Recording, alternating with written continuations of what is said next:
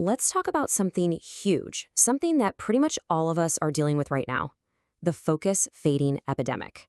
If you feel like you just can't pay attention anymore, you're in the right place. You know that feeling, right? You sit down, you're ready to get some serious work done, and then what feels like 2 minutes later, you're deep into a social media scroll, or you're checking emails for the 10th time, or you're just staring off into space. It's like your own brain is sabotaging you. And look, if that sounds familiar, the most important thing to know is that it is not just you. This isn't some personal failure. What's really going on here is a huge battle between the way our brains are wired and this crazy, distracting world we've built for ourselves. So to really get why our focus seems to have just vanished, we have to dig into the root cause. And it's this incredibly powerful, almost primal instinct, the craving for now. This idea comes from behavioral economics, and it's simpler than it sounds. Our brains are wired to want rewards, and they want them immediately. That little dopamine hit you get from a notification right now feels way more urgent and important to your brain than the deep satisfaction of finishing a big project that's weeks away. And this quote from O'Donoghue and Rabin just nails it.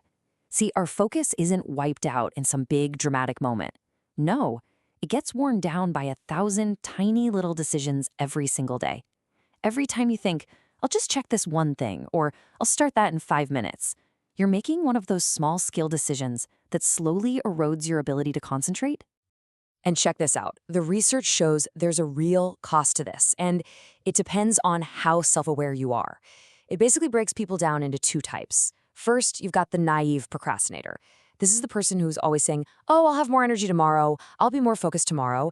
They believe their future self is some kind of superhero, but that tomorrow never really arrives, and the costs just pile up. Then you've got the sophisticated. This person knows they have a self-control problem. They're realistic about it. So they build systems and plans to deal with it. And because of that, the negative impact is way, way lower. Okay, so we're fighting this internal battle for instant rewards. But here's where it gets really weird. Kind of a paradox, actually. When it comes to learning and remembering things, our brain secretly hates it when things are too easy. This quote from Peter Brown, who wrote the book Make It Stick, just flips everything we think we know about learning on its head. That feeling of just breezing through material where it all seems so simple, that's usually an illusion. Real, lasting learning, well, it requires a bit of a struggle. Let's break that down. On the left, you've got all the stuff that feels like learning. Rereading your notes over and over, highlighting half the page. But it's shallow. It doesn't last. On the right, you have what actually works. Experts call these desirable difficulties. Things like forcing yourself to recall information without looking at it or spacing out your study sessions. It feels harder, for sure, but that effort is exactly what forges strong, long-term memories. I love this phrase. Dr. Rick Hansen calls that easy, shallow learning intellectual cotton candy. It's sweet, it's satisfying for a second, and it feels like you're actually consuming something. But a few moments later, poof, it's gone. There's no real nourishment. To actually learn, we have to move past the cotton candy.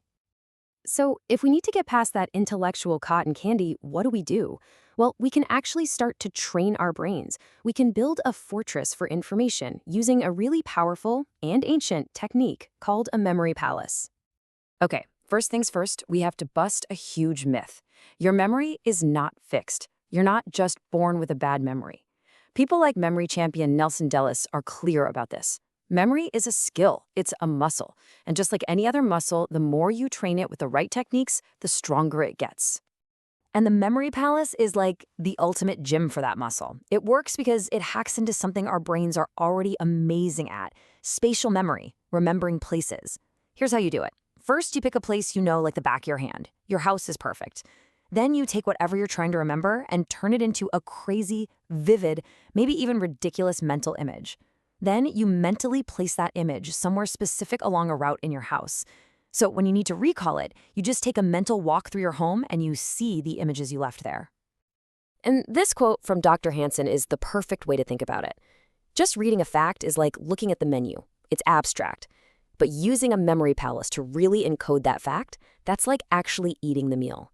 You're turning knowledge into an experience. You're internalizing it.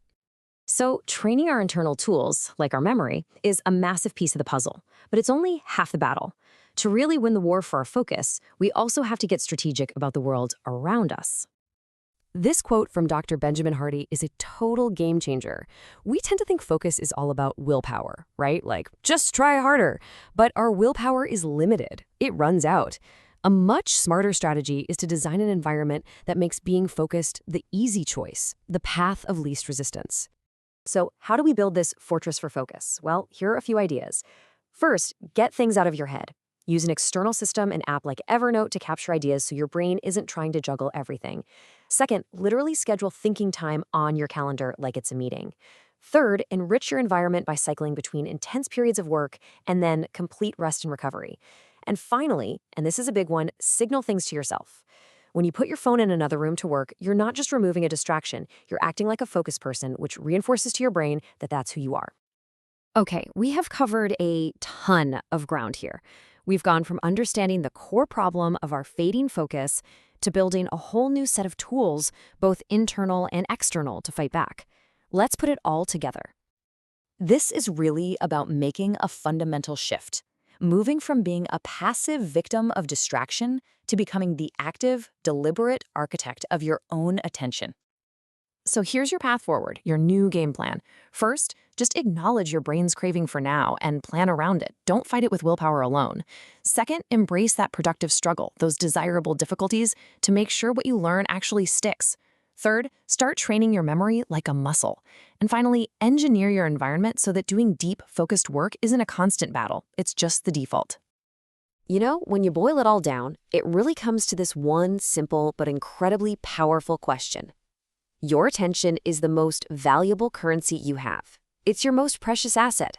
So, where are you going to choose to invest it?